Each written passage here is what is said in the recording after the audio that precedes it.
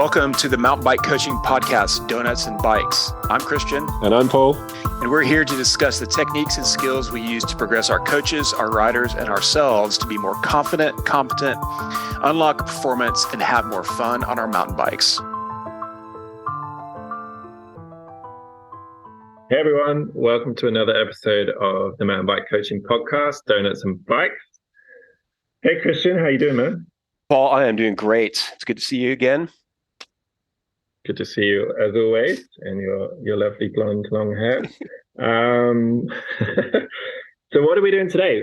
Well, let's start with just a quick review of the previous podcast with Shannon Rademacher and talking about the Australian mountain bike coaching industry, and lots of interesting things came up in that podcast. What was some highlights or bullet points for you? Two key things came out for me, and I was fascinated to hear more about Shannon's creation of the Highline event as something that he created himself out of a love for freeride. That was a word that 20 plus years ago that was a big one around the industry, and it resonated with me and seemed to have fallen off the radar a bit, but it was refreshing to hear this idea of a coach coaching slopestyle freeride and wanting to develop his own event to celebrate this. I thought that was fascinating, and I'm really excited. I'd like to go check that out sometime. And then his work. Yeah, go ahead. It's really cool, like the way, like Shannon, I'm always impressed with how much experience he has in some real niche pieces of the industry, from even like building slopestyle courses to working with Caroline Buchanan to, he's got such a diverse experience set. Yeah, for sure. And speaking of Caroline, his comments about pedal position, for instance, in cornering, and just a reminder of how specific techniques can develop a rider at any level. It's just that really resonated well, and he spoke very eloquently on that. Yeah, it was great. I think we should definitely check in with Shannon again and follow up with his Highline events and the coaching in Australia.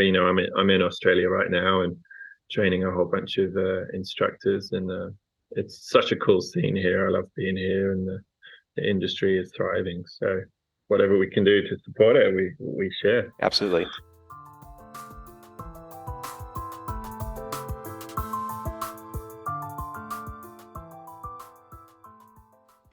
So what are we doing this episode, Paul? We are, believe it or not, we're going to talk about mountain biking. Excellent. And really the big goal for this episode is, through this podcast, I think we're going to have a series of sort of quote unquote kind of mythbuster episodes. So we're going to start this kind of this stream of podcasts with just how we learn, basically. As riders, mostly, but also as coaches a little bit. But essentially, before we get into mythbusters or say like, I don't know, braking technique or body position or cornering or whatever the topic might be, I always feel like it's really valuable for listeners to, when they're on their bikes, before we talk about the technique or a skill, we should just go even one step back and start talking about how do we learn, and what are some approaches that will actually make us more receptive to learning, more open to learning, and then when we do start learning, more successful with that process. So you can talk about techniques until the cows come home, but if we're not in a right place to sort of receive information or even like recognize where we currently are, and be open to actually changing something, because a lot of the time people want to get better, and they want to learn this, they want to learn that, but then they're kind of resistant to changing what they do. So, you can talk about the ideal technique, but if they're not open to changing something, then we're going to have some issues. So I think a nice place to start this sort of MythBuster series is just how we learn. Um, and in the show notes, like you sent some nice notes here, and I like this sort of first bullet point you wrote like openness to learning, and the apprenticeship model, becoming conscious of what we don't know, which to me is a really intriguing concept. Can you maybe just start off with digging into that and telling our listeners more?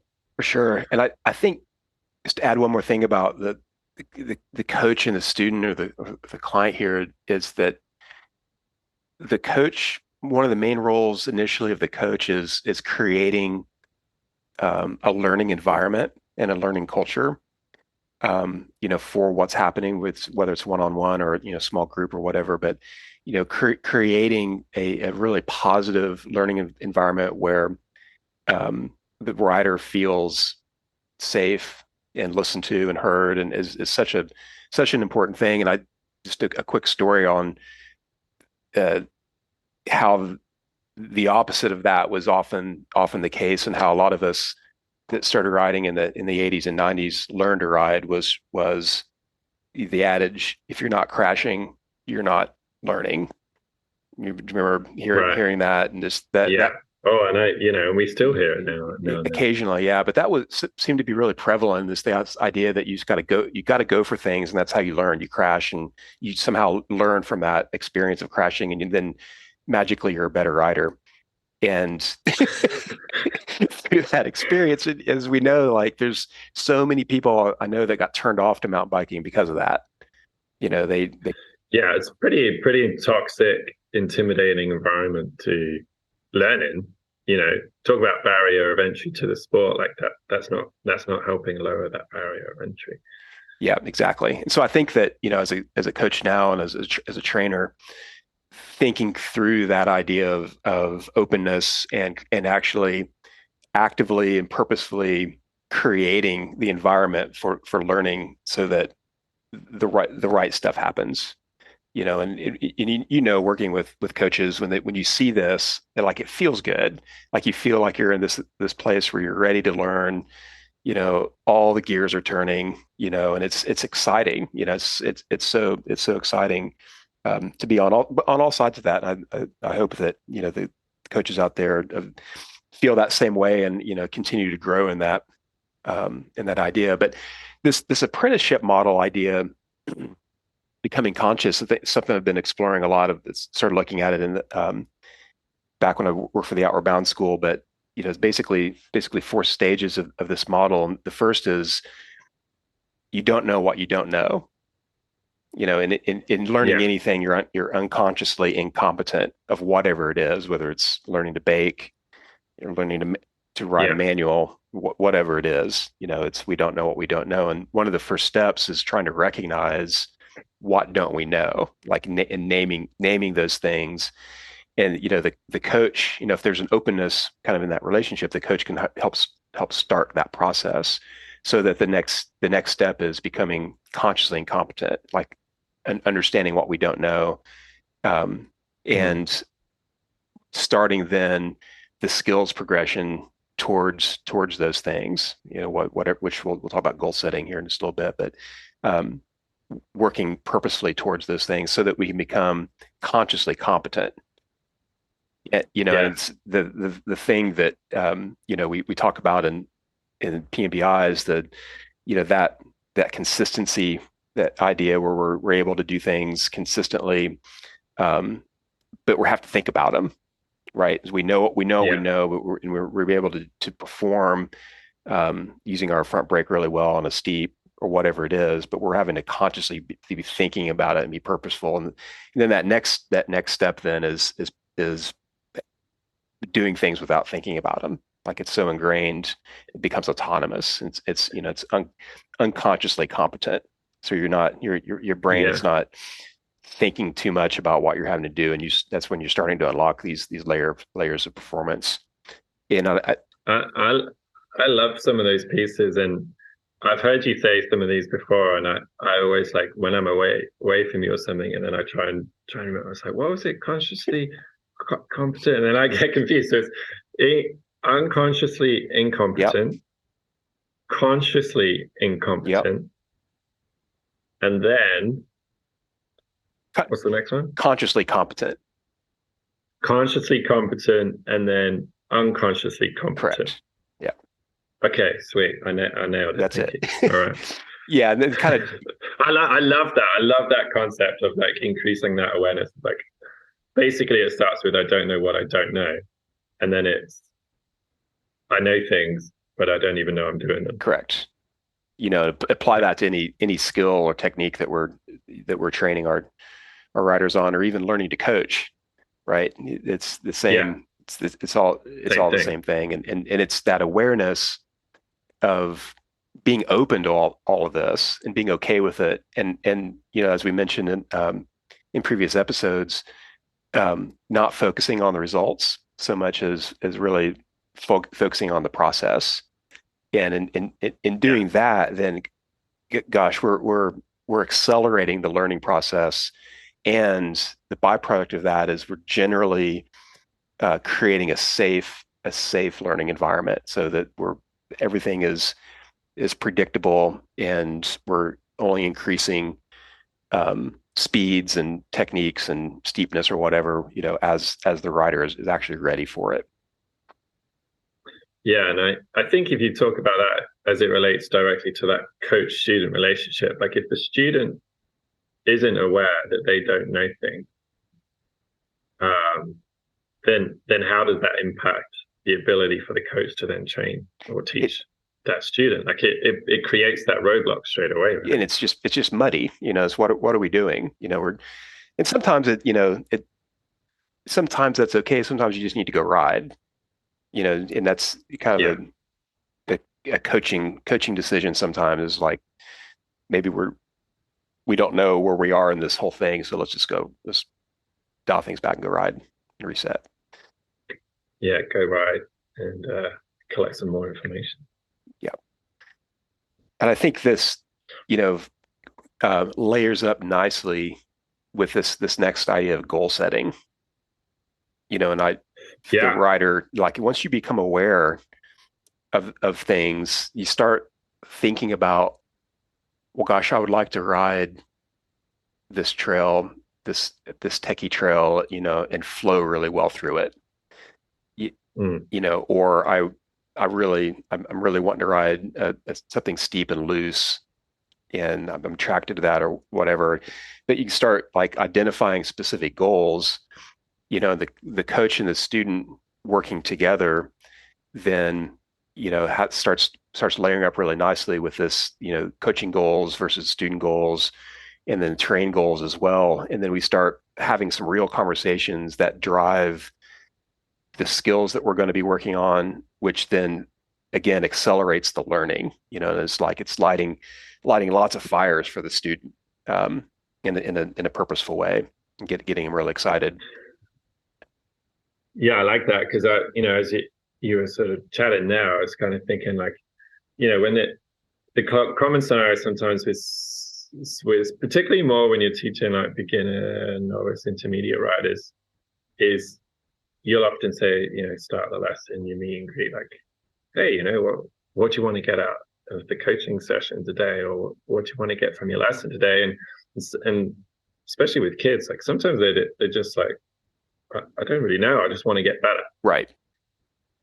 And that to me is always sort of a sign of like they don't know what they don't know, as in they don't even know what they could learn in the first place, and they don't even know how their writing could be improved.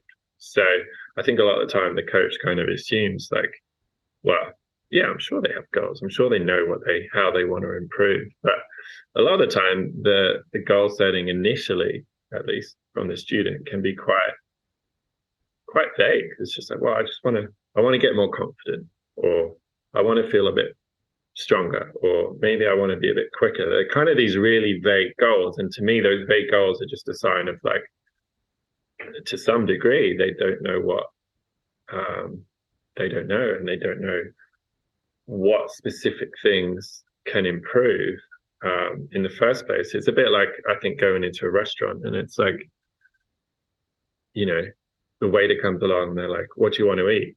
It's like, well, I haven't been given a menu. Right. I don't even know what the options are. Like, I'd love to eat some food. I'm hungry. Right. Right? But I don't know what you sell. Do you sell pizzas? Do you sell burgers? Right? And I kind of think of that with skills coaching sometimes. Is like, if you think of like an experienced instructor, they know all the things on the menu, right? Like, oh, I could do all these position and balance things. I could do all these cornering things and these breaking things. And the coach has this full list, this full menu in their mind of how the student can improve.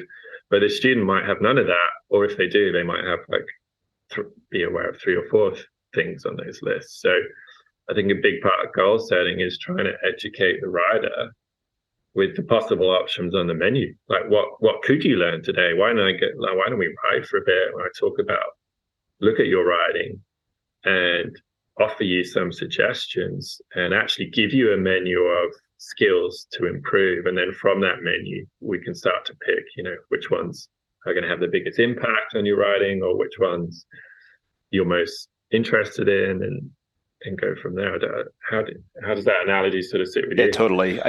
You know, a lot of times you hear, I want to get better, I want to be faster, or whatever. And I think it speaks directly to the role of the coach in the learning process through assessment, and being able to really Yeah. watch and identify and genuinely see where the rider is and what the most important place to start is.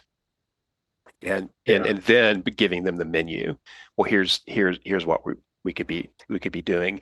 And I would also say that fun as a goal, is like kind of Yeah. should be a default piece like of all of it. It's like, well, we're going to learn how to have more fun on the bike, you know, as Yeah. well. Yeah, that's a cool one. That's interesting because like especially with coaches that teach skills, they did, the tendency is to get pretty technical and for obvious reasons, that's how you're going to make them better rider. But I often see that from students, like especially like intermediate to advanced students, they'll usually come in and they'll be like, I want to jump better, I want to Right. corner better, I want to climb techie. Like they've got a pretty technical goal for a pretty, intermediate to advanced expert students. They're pretty good riders at that point. And they know specifically like this is the weakness, I want to improve it, my cornering or whatever. And a lot of times through the lessons I'll be like, well, I'll teach them certain techniques or drills or skills purely just to get them more playful on the bike. Yep. And there might be some strange looks or expressions. Oh, why are we doing this? Well, because this is really fun. Like sometimes I'll teach my students to sit down, put the inside foot out through berms, kind of moto style. And there's definitely some skill benefits to that with teaching them about positioning, pressure through the front of the bike, even how to separate and angulate the bike when you're sitting on it. There's all these kind of technical benefits that you can draw from that. But ultimately, sometimes I just make them do that drill because it's a lot of fun. Totally. And I think that it's the fun aspect I think is underrated and sometimes missed, as you're saying. And if we as coaches can sneak in something that's surprising that the student Yeah. learns that they didn't think that they were going to learn, like a moto style turn or showing them whatever. Um, Yeah. it excites them. It excites their learning process. Like it kind of highlights and shines a light on the fact that they just learned something they didn't think they were going to learn. And then yeah, they didn't even know that was on the right. menu. Like, oh, I didn't even know this was something you could Well, do. yeah, and then what that does is that it starts them looking for more things like that. Like, well, what else could there be? And then ultimately, like I think the sign of a really good coach is, can the session end and the student want to keep on learning and maybe even take charge of their own learning process, right? Awesome. Yeah, I just learned how to, do a moto turn in this or a scando flick. I didn't think I was going to do, had no idea that even Yeah. existed. I'm ready to I'm ready to learn, to do some research and find some more things I want to do. That's such a cool concept because we talk about this quite a lot in the winter with snowboard instructor training is depending on the snow resort they're in, like snow schools um, can be really good in that there's regular staff training, so instructors can go on sessions each week or every other week with a more senior instructor and get trained, and that's amazing because the quality and consistency of coaching in the winter industry is very high because of that. But one of the pros and cons, we always talk about pros and cons.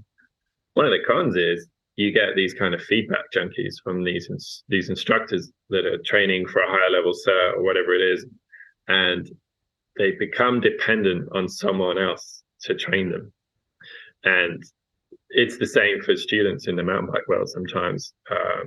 Is part of that, they don't know what they don't know, and it kind of creates this student that like, well, I can only really learn something if I read a magazine or if I watch a video on YouTube or go and get some in-person coaching. They're sort of reliant on all these external sources to learn how to ride a bike. And you see it because, the classic coaching scenario is, oh, I've been mountain biking for like 15, 20 years, and I've learned more with you in a day than I have in the last 15 years. And that's the perfect example of like the student hasn't learned how to learn independently. Like they haven't started thinking creatively. They haven't tried to increase their self-awareness of what they can currently do, what they can't do. They haven't tried to build that menu of options in their head of how to progress or what skills could they learn.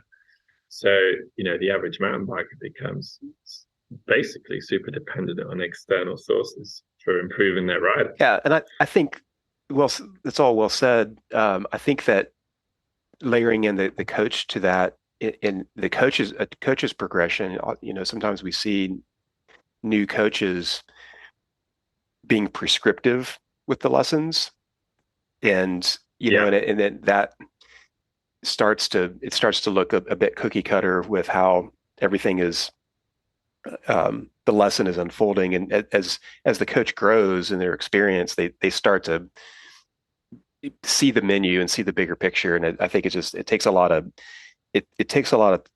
time in the saddle as a coach to start to develop that sense of how to keep the fire lit.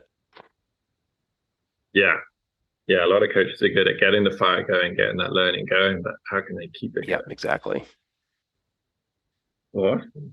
I love that. And hopefully that all kind of speaks back to that component of either for you as a rider or for you as a coach of just goal setting and what are some concepts or ideas there to help that goal setting. Because without that goal setting first and clearly defined targets, it's pretty difficult to start that learning process, right? Yeah, for sure.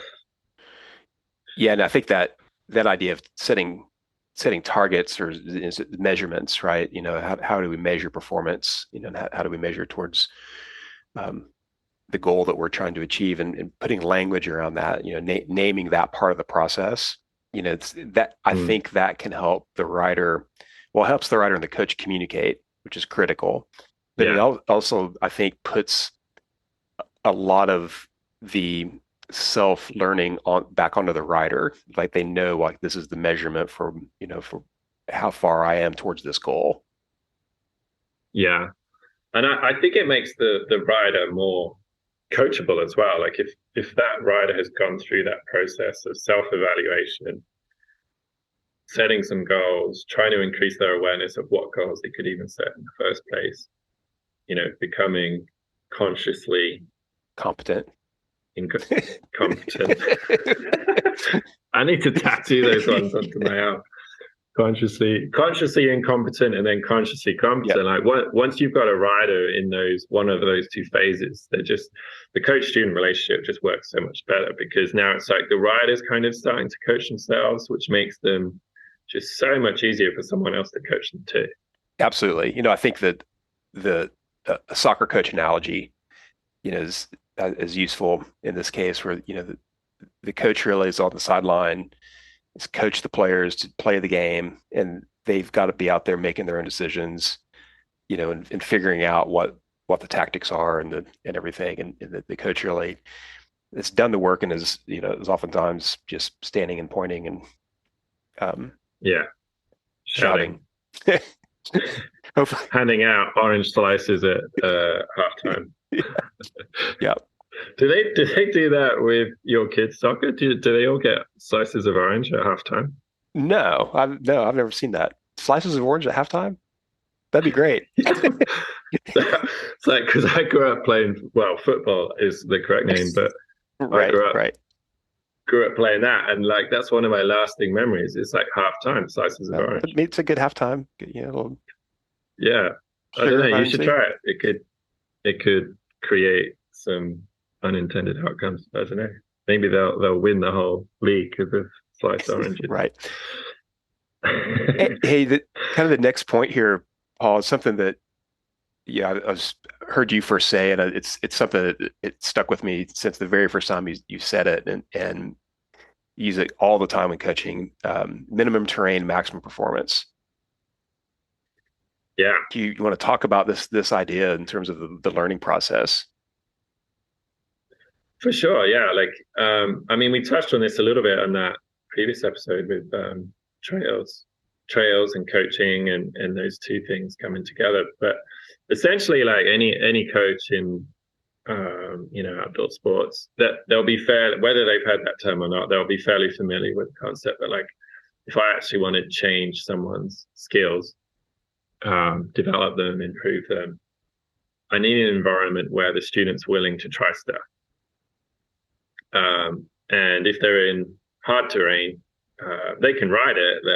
They're comfortable riding it. But if it's challenging for them, they'll essentially just be in like a focused executing survival mode. And anyone listening, you can kind of relate to that. Like imagine a trail that engages you, that's challenging, that's difficult for you. It's maybe not a trail you'd ride in a warm up. It's maybe not a trail you'd ride on like an off day or something, but it's a trail you might ride semi regularly because you love it. It's fun. It's challenging.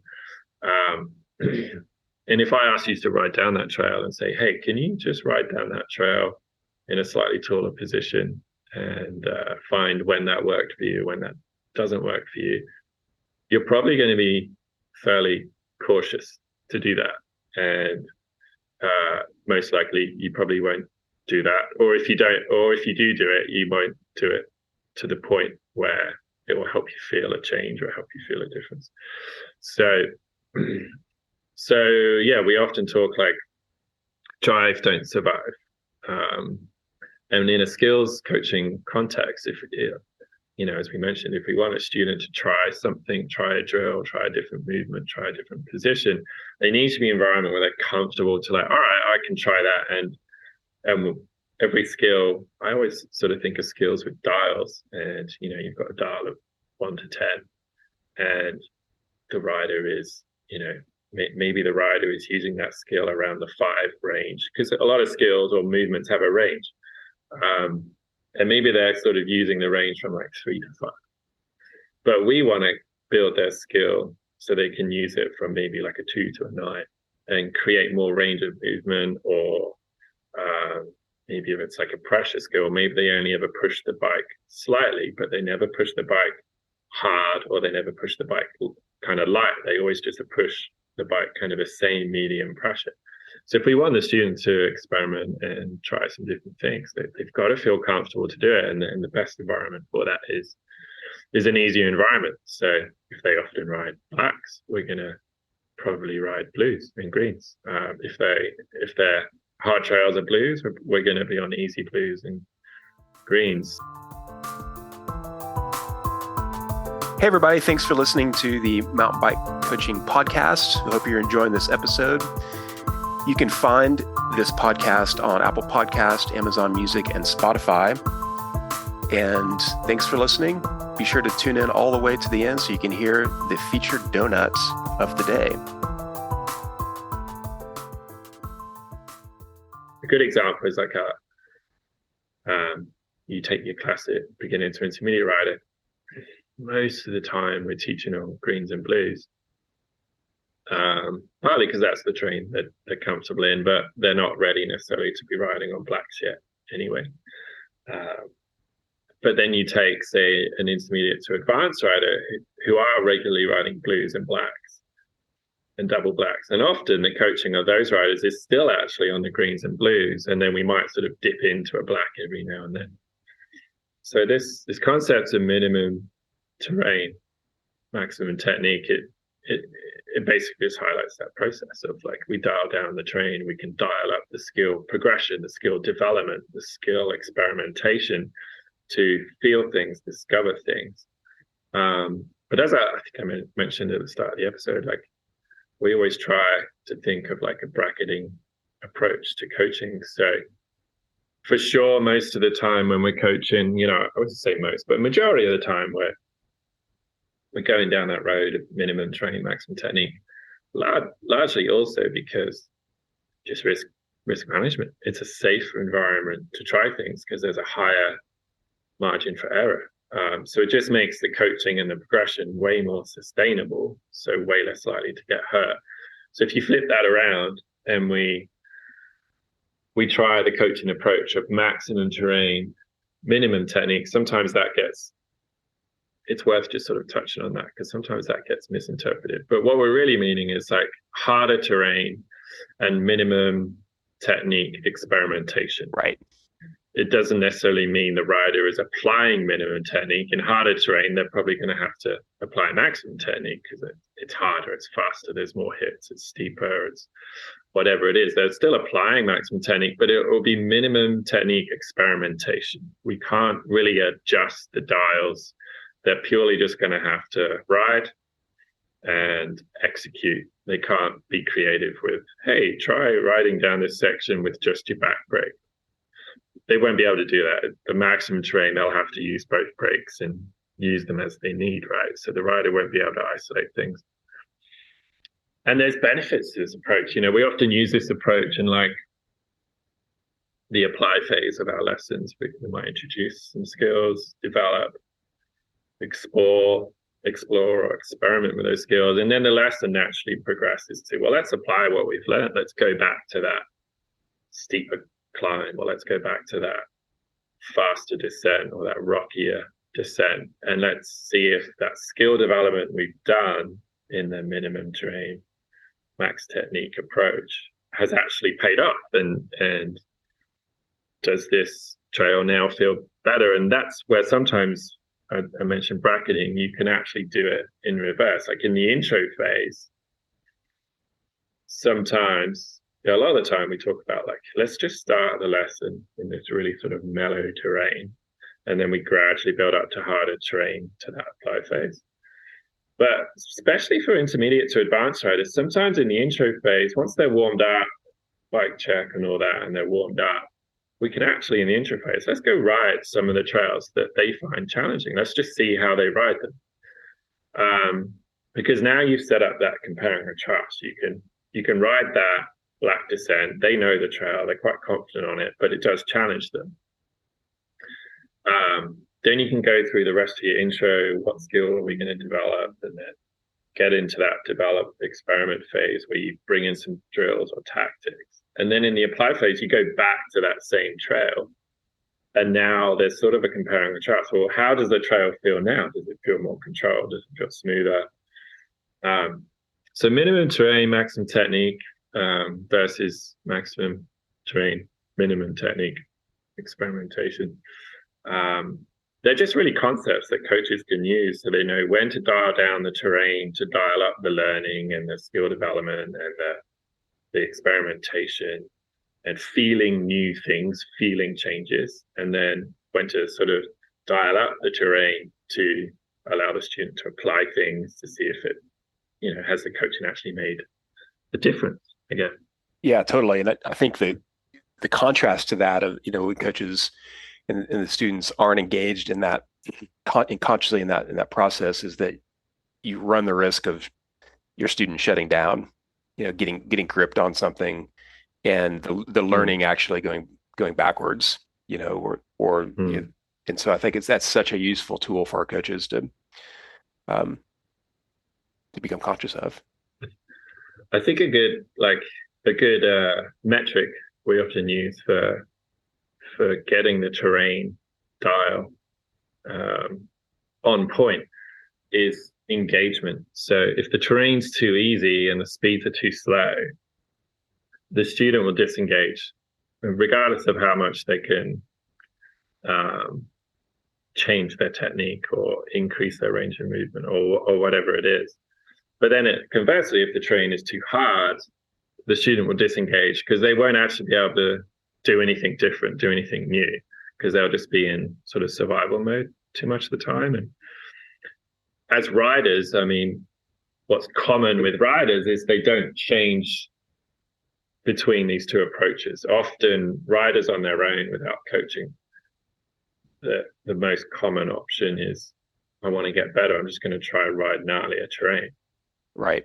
And we touched on that on the previous episode. And that all we're saying here is that that has very limited, it just has a lot of limitations in terms of changing your technique. And I think in terms of this, the title of this podcast is how do we learn?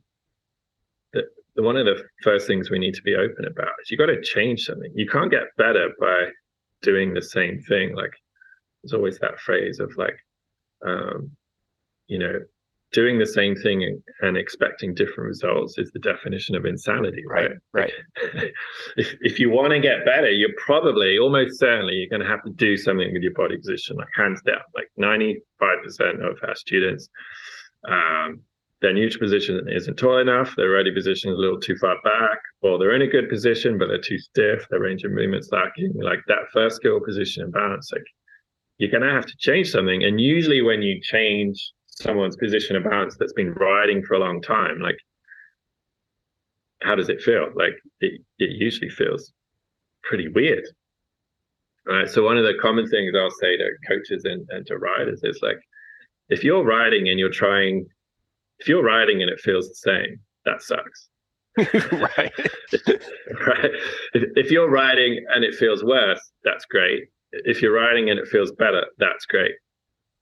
Because then you're changing something. Right. And a lot of the time when you're learning, like you might try a new technique and it might be like, oh wow, that's better. That feels good. I'm going to keep doing that. But sometimes when you change things, like maybe you ride taller or get a little more centered, someone that's been riding off the back and you get them centered, a lot of the time their comment is like, oh, I feel way too forward on the bike. I'm forward on the bike. And they're not. Centered. They're just now more Yeah. centered. Yeah. But to them, it just feels so alien because it's new, it's different. So we have to kind of, again, going back to how do we learn, you've got to be open to the fact that your riding might actually feel worse for a little bit. And that's good. Like you actually want that because then you're trying something different. And if you're trying something different, you're probably on the right path to progress. Yeah, I think you've really hit on a really crucial part of this whole topic is that if you want to learn, you have to change. You have to change something. And for us as humans, like change is not always comfortable, or it's not always something that we want to do. We get really attached to the way that we ride, and we identify with it, and it's hard to transition out of that. And I think that speaks back to kind of the opening ideas here of being openness, and how a coach can create the relationship with the student so that that change happens in a safe way, right? And so that's some of these, kind of meta skills that are happening with the coach that when you see this happening with the coach, you're seeing a high level lesson.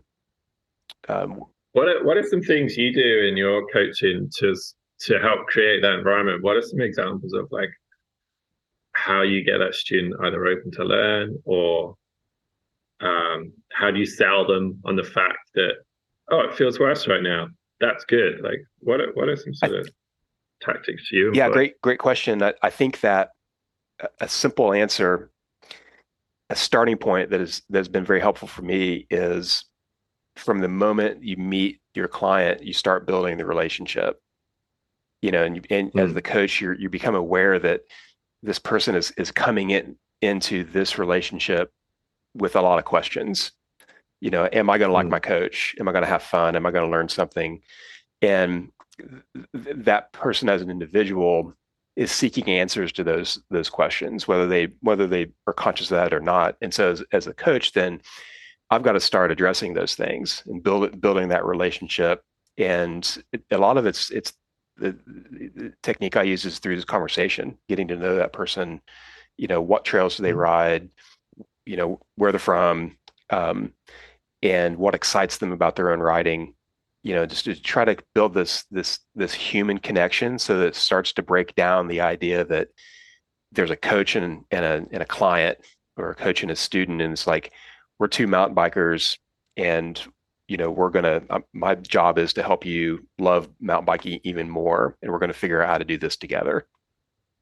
And Yeah, I that's love that. the starting point for me, is that building that relationship. Yeah, and it kind of points to the idea that like the coach isn't the, you know, the superior source of information telling the underling what to do. It's really like you're just buddies. You're just brothers, sisters, partners, and you're going on that process, that journey Yeah, together, it's right? it's a discovery. It's a process. Again, we've been talking about that, and it's discovery.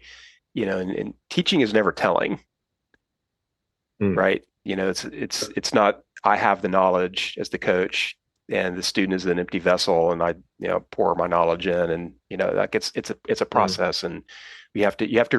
yeah. And again, I think another piece to this in that building relationship is, it's important to put in the word respect there as well. Mm, And there's got to be a sense of respect and trust built between the client and the coach. Um, Respect of the process, respect of learning, respect of the individual, respect of that this is a dangerous sport. Just that yeah. whole thing, and like doing that and engaging in that, I think then builds trust so that this process can happen.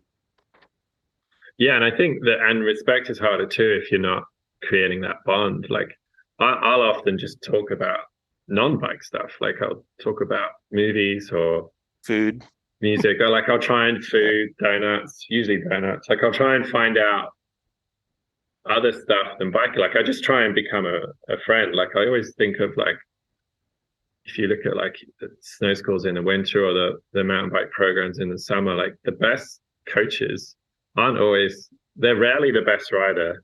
And a lot of the time they're not even like the most certified coach. They're just that person that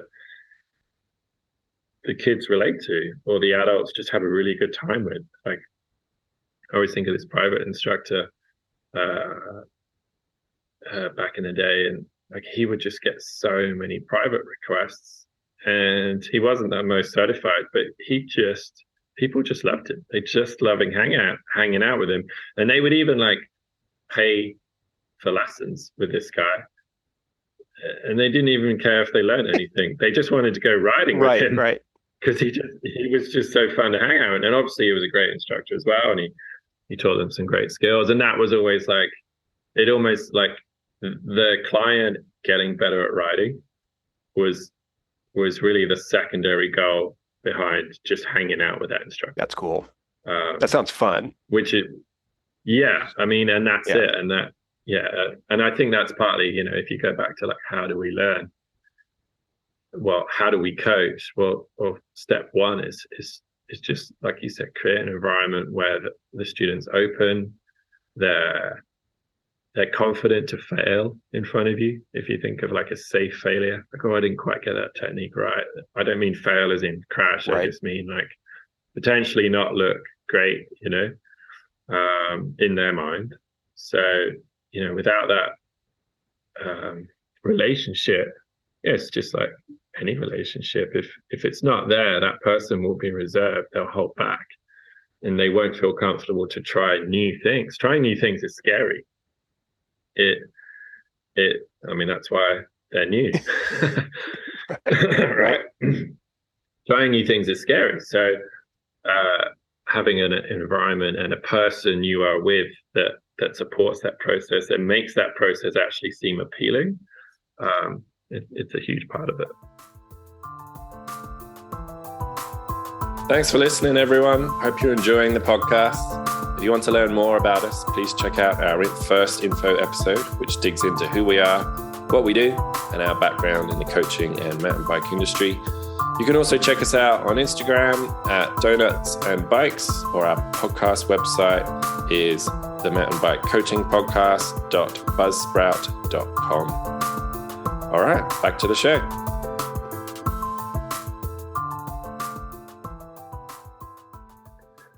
All right, Christian, let's take this discussion forward into one of the topics I'm really passionate about and have always been passionate about this one, and it's the discussion of pros and cons. So, as you know, in mountain bike coaching and just sports coaching in general, there tends to be sort of two streams of thought or two approaches, and when it comes to looking at techniques, riding techniques. For the particular sport, and those two approaches are essentially right and wrong techniques versus pros and cons. So maybe a good place to start is just asking the question, like, where does this approach of viewing techniques as correct techniques or incorrect techniques come from? Why does that exist? And maybe you could just sort of touch on that a little bit, and then we'll dig into the pros and cons a bit more. Yeah, cool. I think it's a really good question. And I think reflecting on this idea of correct technique and rights and wrongs, maybe comes from, more academic disciplines where we're used to, learning in a regimented way, a formula for math or rules of grammar. And oftentimes, in a sports instructing world, if we're looking at working with a beginner, we need a starting point. We need some correct technique of how to hold a tennis racket or whatever it is, stand on the bike. And I think it's very beneficial to start with that concept if somebody's truly learning how to do something. And with anything that we learn, including learning how to coach, there's a progression. And I think, for most coaches, hopefully we're moving away from simply something is right or wrong or something's correct or incorrect, and into this idea that you're talking about of pros and cons. What are the benefits of doing any given technique in this way? What are the outcomes that we can achieve for it? And what are maybe any downsides to this? I think as coaches become more comfortable doing this, they're going to open options for their riders. They're going to be more outcome based in this process, and I think we see that quite evidently when we're start working with our intermediate riders and more experienced riders, where they need to know more than simply the correct way to do something, because they're discovering that any given technique doesn't work the way that it works in all the terrain all the time. And so they need to see what are some other ways of doing the given technique. Yeah, and I think that's cool, because even when you were talking now and you were sort of using other examples like tennis and stuff, like I was thinking a little bit of like a background of just working with some rock climbing guides or kayak guides, and knowing some of those and their training, it is very kind of right or wrong. Like, this is how you tie the knot. This is how you lead climb. This is how you insert the gear. There is very much a right or wrong, because there's the consequences kind of literally, it's kind of life or death when you're rock climbing.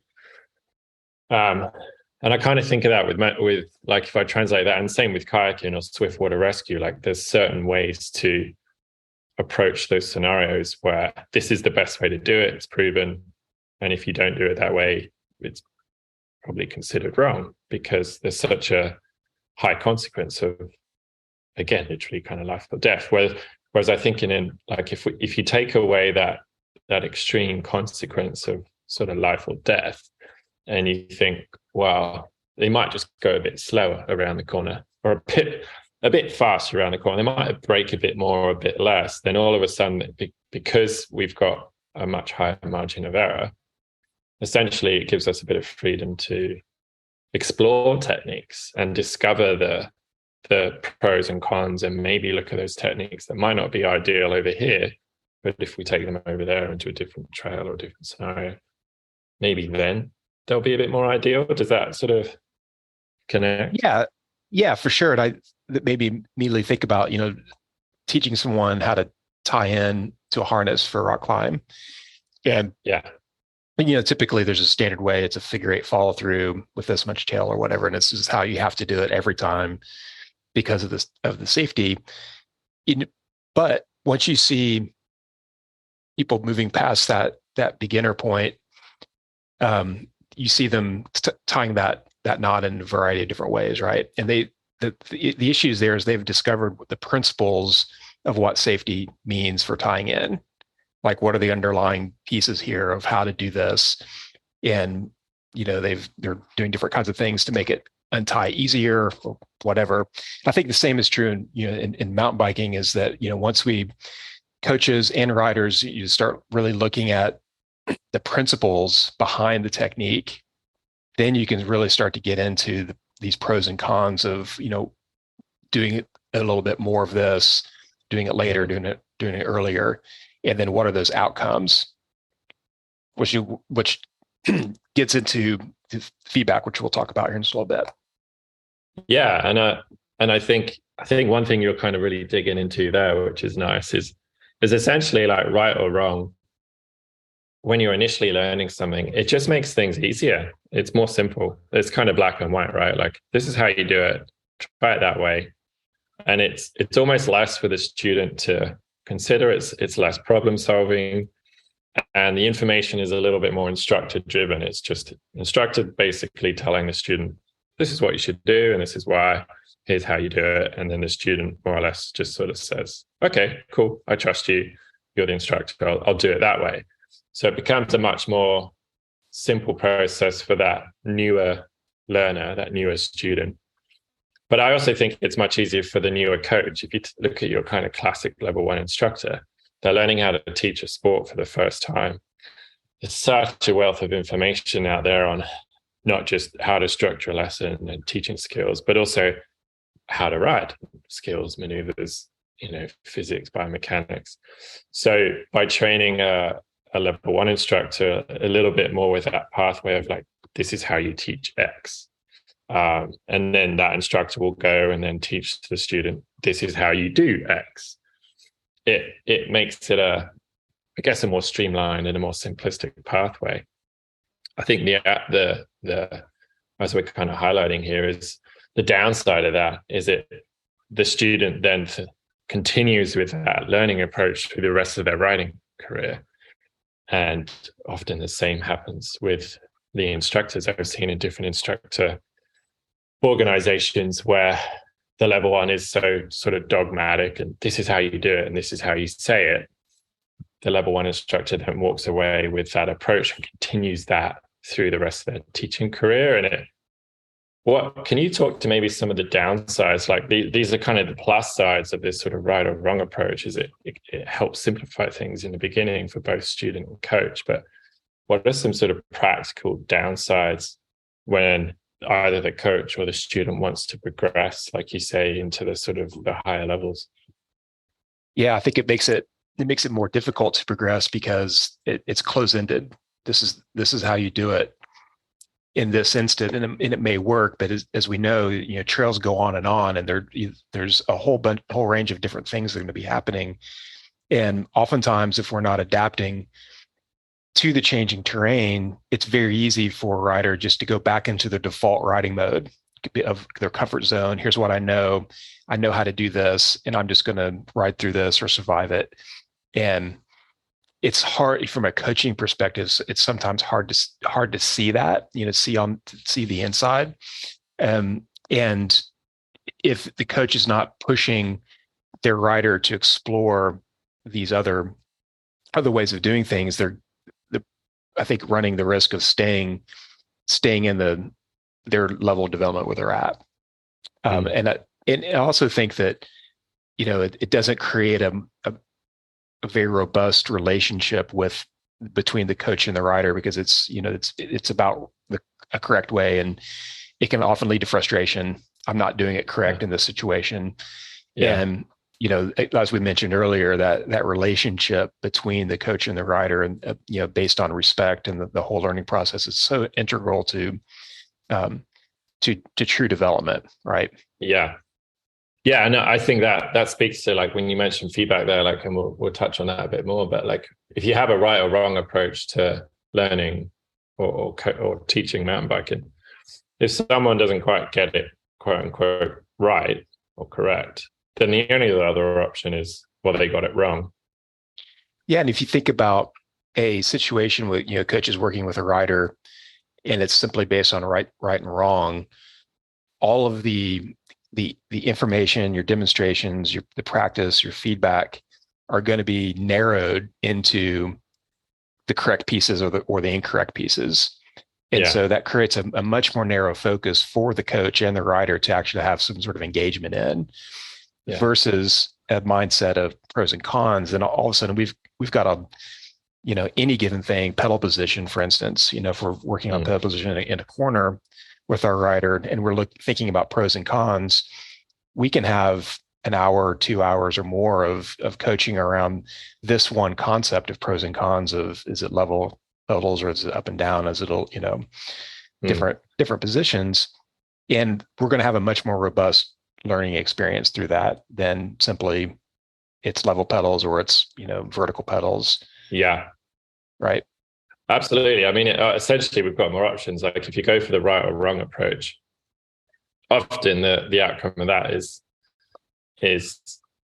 that there's only one right way of doing it, rather than there could be multiple right ways of doing it. And in a sport such as mountain biking, where, like, the terrain or the speed or the gradient or anything in a situation could be different. The conditions could be completely different. Like, we've got all these constant variables. The rider could be different. It could be 6'4" rider compared to, say, like a 5'4" rider. Like, all of these variables could change. So the reality is, chances are there's going to be more than one correct way of doing it. I think that's the other sort of pet peeve I have with the right or wrong approach, is it really limits the options for how I could achieve a certain outcome. And then I don't like that in my riding. I like to know that I could come into a corner, and if it's really rough and bumpy, maybe I'll keep my pedals a bit more level, because it helps me keep my legs sort of more mobile. I can use more suspension through the corner. Or if it's kind of nice and fast and smooth, I don't really need that suspension. I could kind of just drop my outside pedal and have a nice, strong, straight outside leg, and just kind of brace against those forces and just kind of rip the turn. So for me, it's nice having different options, because regardless of coaching, just for me as a rider, I can go into any corner and adapt and react and change my approach based on, well, this corner's rough, or, oh, this corner's smooth, or this one's way more pressure and speed in this corner, and this one doesn't have much pressure or speed, so I can maybe choose a different technique. Yeah, absolutely. I like options. Yeah, well, I think you're hitting on something here with this. The options being adaptable is, if you think about an efficient coach and an effective coach working with an intermediate or above rider, what's really happening is that coach is helping that rider develop tools for them to solve their own problems, right? So whatever's happening on the trail, they've got the tools through the coaching experience to apply whatever is needed at the right time, and with the right amount to do this. That's I think what we're really talking about here is like that idea of like, here you go, here are the tools. There's going to be a whole bunch of problems. I can't ride your bike for you. Like, you're in charge of figuring out how to do this, and we're going to go through this process so that you have those tools and can do it. I love that. And that makes me think of, like, again, if you sort of draw a column, pros and cons, right and wrong, if you look at the right and wrong, it often creates kind of feedback junkies where the students can only really learn if their coach is there, because they need the coach to tell them the right way of doing it, and they're not sure until the coach tells them. Whereas that pros and cons approach, it creates a lot more of a intellectual, autonomous student, because the student is start to sort of be involved in this pros and cons kind of problem solving collaboration. And so it creates a student that starts to be essentially more intelligent, more open to trying different things.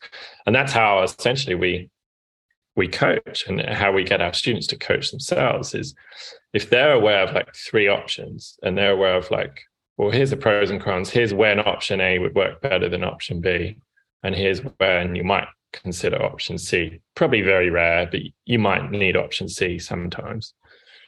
Now the student's walking away with 3 options, and they can actually go and try that on their own. They can go coach. Whereas if they're just told right or wrong, there's only one option, there's no avenue there. There's no ground there for the student to sort of walk away and do a bit of problem solving and to do a bit of self-coaching. And I have to, like, if I think sort of more broad, and we kind of look at videos, like, Pink Bike has some videos out right now, and you look at sort of the history of mountain bike videos or tutorials, and often those videos will come across as like, this is how you brake, or this is how you corner. And those videos very rarely discuss or kind of, they very rarely put the context of like, here's one way of braking. Or if you're going to brake like this, it works well in this situation, but it might not be great in this situation. Like, that's one of my, I would say, I don't know if challenges is maybe the right word, but like that's one of the challenges or niggles that I have with sort of those online videos is they never really just take into account that the style of pros and cons to coaching, and that they always nearly, whether sort of intentionally or not, they always come across as like, this is how you do it, this is correct, and chances are you're probably not doing it like this, so you need to watch this video to do it correctly. Does that resonate with you, like some of the videos you've seen recently or just generally over the years? For sure. And I think, the how-to videos are, to me, are entertainment, and Yeah. I think they're fun. They're kind of fun to watch. Yeah. There's some nuggets here and there, but to your point, and the whole thing that we're talking about here, I think these how-to videos highlight what we're talking about, and that the learning process is so multifaceted. And the videos speak of 2 things. One, they rarely are talking about the pros and cons and the way that we're talking about this right now. And then the second part is that there's the role of feedback is non-existent. And when you're watching a video, and maybe this is a good point to segue into that. Yeah, for sure. Because it's such a critical part of the learning process is giving and receiving feedback. Absolutely. So let's jump into that, because it's a nice segue here. And like, let's speak to the student. And if we take that classic example these days, it's like partly why I think the right and wrong approach, it still exists a little bit in mountain biking, or maybe, if I'm honest, probably a bit too much, is people want that easy answer. They're like, I want to learn X, tell me how to do it. Like, it's almost like today's society, everyone wants that sort of quick fix, and they're not necessarily willing to put in the time or the effort to learn the nuances or learn the different options, and then go through that process of, well, when is riding taller through a corner more beneficial compared to riding lower through a corner? Like, I haven't really considered that. Like, I want to put in the time to discover that, but they don't always want that. They just want to sort of tell me how to ride through a corner, and I'll do that same thing every time. So I think partly this right or wrong approach comes from, for lack of a better term, like modern society, and that we're so used to processing information quickly, and it's sort of on tap, and it's all these kind of bite-sized chunks. But I think the other reality of that is how that impacts feedback. So for sure they want to watch videos because it might just be that quick and easy download of information. Okay, they told me to do it like this. I'll go and try it on the trail. But then what happens to the learning process then if we dig into this feedback? Like, what happens without this final part of, the training wheel and explain something, show something, practice something, we've got some feedback. Like, can you talk to that piece of the puzzle there, and what are the impacts it has on a student's ability to learn if they don't actually have a coach in person to go through that analysis and feedback? Yeah, for sure. And just to jump in here real quick and go back a step, the word practice, really critical one in the learning process. We've been talking a lot about the relationships between the coach and the rider and the kinds of things that they're doing, but the time in the saddle, the time on the trail is such an important piece of the learning process. We need a lot of reps with whatever that we're doing before we start seeing improvements in performance, right? And obviously on the front end of that is telling people about it, showing people about it, and then doing it. And then for me, the practice part is critically linked to feedback. Because if I'm trying to learn something as a writer and I'm doing it, but I'm not either conscious of or receiving the feedback, then I don't know what I'm doing. Right. I'm maybe, it's kind of like rolling the dice. I may be doing well, I may not, but there are no performance indicators. Right. And so as a coach, starting to think about feedback, we're really basically identifying performance indicators of how closely towards X is the student performing, and then what do I need to do as the coach to help increase their performance towards that goal. Yeah, and so there's a lot of strategies that we're using as a coach then to deliver that feedback or make that feedback apparent. And here, just to jump back for just a second, is why developing those relationships and having this foundation of respect and trust built up is going to pay off once we get to the feedback. So we haven't put in the work to really genuinely build this relationship with our writer, then the feedback may not have the impact that we want it to. Yeah, I love that. Would you agree with that? Yeah, absolutely. Because it kind of reminds me of the scenarios where maybe you haven't quite connected with the student for whatever reason, and then you start giving them feedback. And, the common things you might see is like the student's resistant to it, or they're not open to it, or they don't necessarily trust it. And so it's, that's the analysis, that's the feedback the student needs to change their writing. But it doesn't really matter what you say if the student's not buying into it. If they don't believe you or trust you, like, you give the best feedback in the world, it's still not going to help that writing. So I love that kind of reminder of, like, it almost goes back to the basic people skills. It doesn't matter how good of a writer or a teacher you are as a coach, if you can't connect, your student's gonna still miss out when you get to that feedback phase. But also, for the writers out there listening, like, that's a big piece of how to learn, is if you are getting some coaching, and especially if you're an adult and you haven't been to school for 20 years, which was, it depends on what job you have and what occupation you have. And, there's a lot of adults out there that the last time they got feedback on their performance, it could be like 5, 10, 15 years, and they've forgotten how to receive feedback. They've almost forgotten how to be vulnerable, especially in front of other adults. I think this is why a lot of women's camps are more successful, because it just makes the women in those camps more open to being vulnerable in that social environment, and immediately they're more open to that practice phase, trying different things, potentially messing it up. But then they're more open to being vulnerable with having someone analyze what they do and then give them that feedback. And I would actually go the same towards, like, the men's nights programs we have. It's the same in reverse. Like, whatever social reasons, that's probably another podcast for sure. We could dig into that for hours. Yeah, for sure. Yeah. But essentially those adult men are just all of a sudden they just feel a little bit more comfortable to be a little more vulnerable and in a space to receive that analysis and receive that feedback on their performance. Yeah, and that goes directly back to how the coach is set up the experience.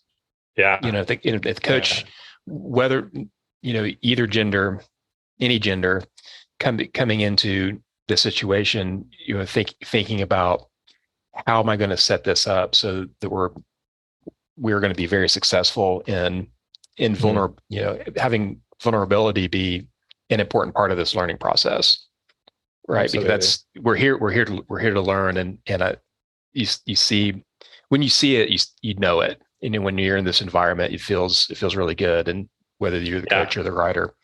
Well, and I think that's where the pros and cons kick back in, because you're creating an environment where let's just try some stuff and let's see which ones we prefer, which ones we like, and which ones we don't like. And then we'll kind of dig into sort of, well, when will we use this one versus when will we use that one? When should we break a little bit more before the corner and when should we break less through the corner? But are there any specific scenarios when we could break in the corner and take the break into the corner? And now all of a sudden we have this sort of far more open environment for the students to try things. And if they don't necessarily get it right, it's not sort of right, wrong, it's pros and cons. And now the students are way more open to trying things and way more open to someone analyzing them and giving them feedback. It all kind of ties in together.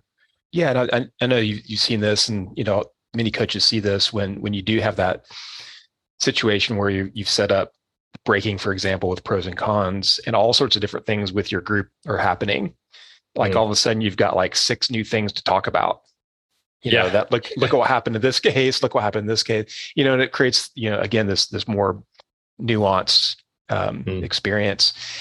Something that with feedback that comes to mind that I think would be fun to talk about is that feedback in and of itself is a skill. Yeah. And it's not simply telling somebody they did something wrong or right, and there's a skill in how to deliver this. And I think that's one of the, as a coach, it's one of the things that's been incredibly satisfying to dig into and to try to learn how to do better, is really looking at my writer and observing, knowing the relationship that's been set up, and then being able to pick the right thing to do that's going to have the biggest impact. Yeah, absolutely. That in and of itself is just a very, very complicated process. And, it's been very, very cool, very, very satisfying when it's done well. It's so cool because it's like, I sometimes I'll tell mountain bike coaches this in the summer, and they're almost like, I wouldn't say blown away. They're kind of blown away when I say it, but I'm I'll often say, like, in the winter in snowboard instructor training, it has a longer history, and there's a lot of brilliant stuff going on in the winter. And I'll do full day instructor training sessions, like a 6-hour day where we just develop their analysis and feedback. So if you think of like a 6-hour session where we only talk how to do better feedback, and they're like, "What? How do you talk about that for a day?" Like, yeah, I could do a week-long training camp for coaches to develop their analysis and feedback skills, like just that piece of their teaching. And then when I start digging into it, they're like, "Holy cow, yeah, like I totally see this." Like, if I think it's a good time to just quickly touch on a couple of common things we see with coaches, and this should help the riders listening too. Like, one thing riders commonly do is they'll try something like, "Did I get it?" or "What did I screw up?" Like, the riders often go to the negatives straight away. So I'll often remind my riders, like, well, focus on what you did well first, because you need to repeat that. If we don't focus on what you did well, you might stop doing it. So let's pull up all the things you did good, so we can remember to repeat those just as much as we can focus on, well, what do I need to change? So what did you do well is always the first question the rider should ask, or the coach should talk about. Here's some things you did well. And then the second one is, how can we improve, rather than what did you do wrong? So again, the rider, don't sort of think, well, what did I screw up? Just like, well, how can I improve? It's the same question, but it reframes it in a much more positive light, which is essential for the sustainable progression and motivation in your learning. If you keep asking yourself, what did I screw up? In a month's time, you're going to have a pretty negative. It might be fine in the short term, but in the long term, that's going to put you in a really negative space. In a month's time, if you just keep asking yourself, how can I improve? You're just constantly going through a growth mindset, a positive growth mindset. So there are two questions I like to remind riders and coaches is what did you do well? Let's repeat that. And then how can we improve, and trying to highlight one or two things. And often what happens with coaches is they'll focus too much on the how. So, sorry, not the how, the what. They're like, well, what you need to do is try and brake a bit more before the corner, so you can brake a bit less through the corners. But they haven't really talked about the why or the how. So how are you going to do it? Try and spot the corner earlier. Use a little bit more of that front brake when you're braking in a straight line, so you can actually slow down harder. Be ready to brace a little harder because you're braking harder to keep your body position strong. And then you should be in a position to slow down more before the corner. And then hopefully then, because of that, you can then release more through the corner. So it's a lot of feedback becomes very much like, here's what to fix. And then the rider and or the coach kind of forgets that, well, why do I need to fix that? Do I really need to fix that? And how? What are the tactics or the biomechanics or the drills or something? And then the other one is just, here, let me show you. The amount of time when I'm training instructors, so they get so focused on talking about the feedback. And sometimes the best way to help your students with feedback is explain it. Here, let me show you. A lot of the time, sometimes I just start with that. Hey, watch me this time, but watch how I brake more before the corner. And I just kind of commit to that heavier braking before the corner. Just watch this, then you try the same thing. And often that feedback can be almost a visual thing. What are some common sort of things you've seen with riders or coaches when it comes to that feedback process? Yeah, I love that. And I think that, it's important to talk about different kinds of feedback. Verbal feedback, the words that we delivered, had a really good example there of, what we could call solution-based verbal feedback, right? We're trying to find a solution as opposed to here's the blueprint for how to, brake better and have more speed through this turn. Yeah, I like that. It's like solution focused, not problem focused.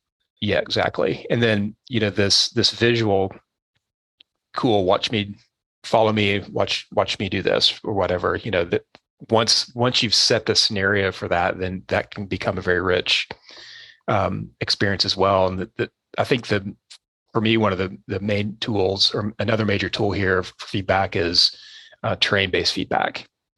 There's often things that are hard to see, or hard to maybe for a student to latch onto the words, thinking passive pressure control, using muscle tension to stabilize the bike, but setting up scenarios or a drill where you're finding some really good terrain, and then doing some compare contrast riding through this terrain, letting the terrain give the feedback to the rider, like you went through it loose. What did this feel like? Well, that felt kind of crappy. All right, let's go through it and dial up some tension, and then looking at where, when and how much do we do this in this specific terrain. Then we're starting engaging in this situation where the coach is actually talking less, the rider's riding more, and discovering the feedback through the terrain, through well-chosen terrain.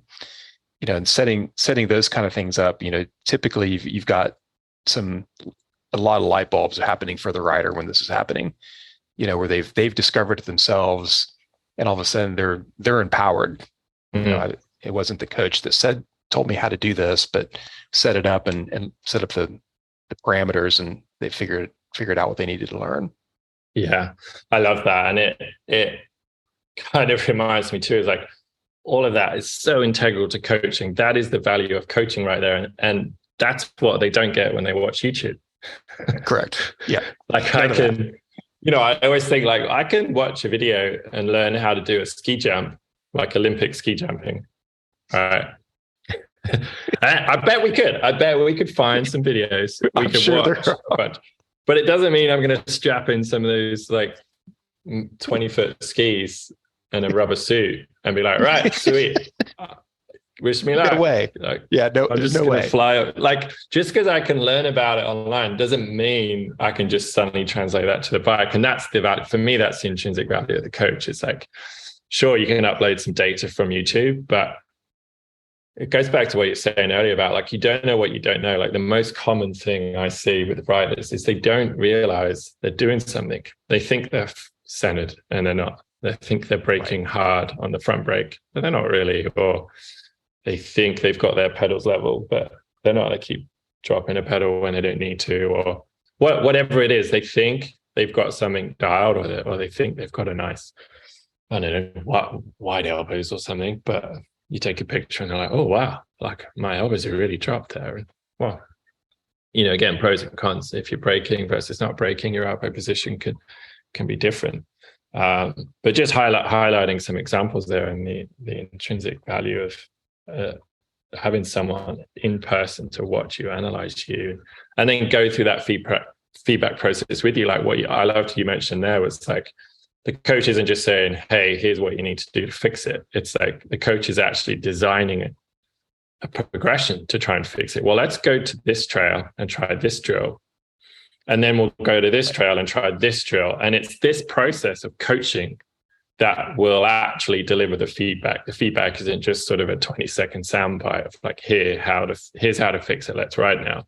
The coach is actually designing a recipe or a lesson plan based around that analysis. So I would say like sometimes the analysis and the feedback is 80% of the learning. It's not 20%, right? Yeah, and design well. This creates a level of engagement that's exciting. You know, for the rider and the coach. It's a process. There's genuine learning happening. You see smiles. If you like the enthusiasm generated from well-designed lesson where all these pieces that we're talking about are in place. It's worth its weight. And yeah, totally. So I guess what we're saying here on like, if we start to wrap this episode up, like with how to learn is don't watch YouTube, get a coach. That's basically it. I think that's what we're saying. Yeah. Well, you can watch YouTube for entertainment. Oh, totally. Yeah. No, that's it. On that joking aside, it is getting better. Like it's funny when I watch some, if you watch like how-to videos on YouTube, like 10, even 5 years ago, it was just a lot of like, oh my God, face in hands kind of stuff. But there is starting to get some better stuff out there, which is a plus side. But well, that with the how-to videos, I do think there's rights and wrongs. It's like, here's how to fix your washing machine. Yeah. Right. I like that. Yeah. Because I don't know anything about it. Just tell me what to do, what's right, what's wrong, what wire to touch, those are great. Yeah. Don't try and discover what are the pros and cons of connecting the water hose somewhere else on the washer. Like it's probably not. Sure.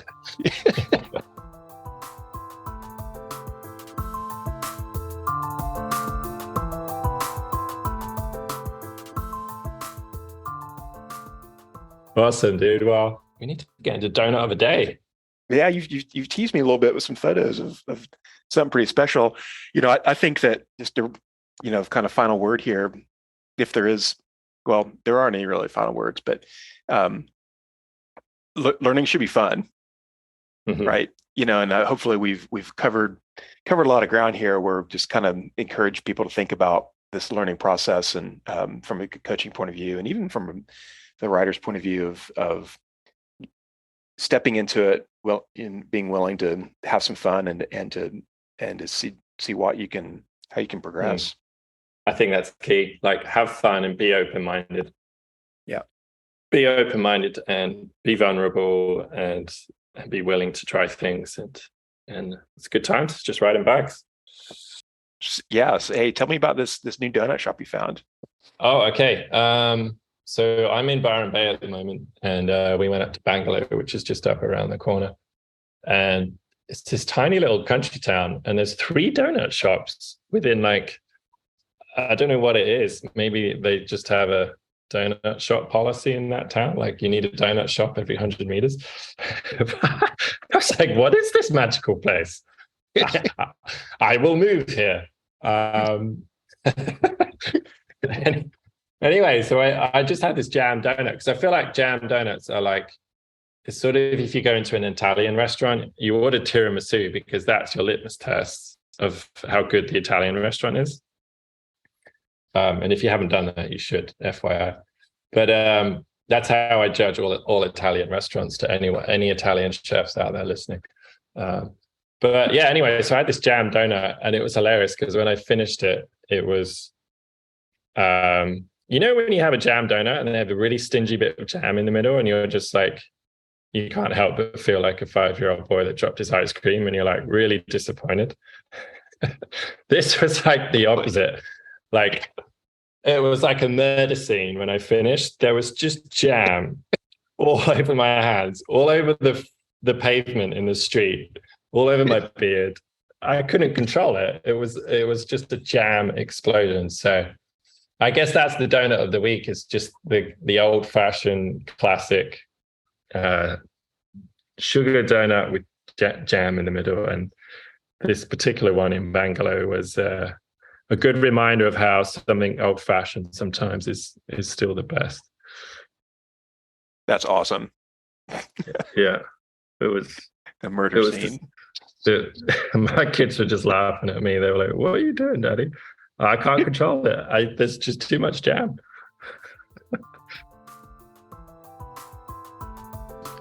Thanks for listening. We hope you enjoyed the show and that it sparks some ideas for your riding or your coaching.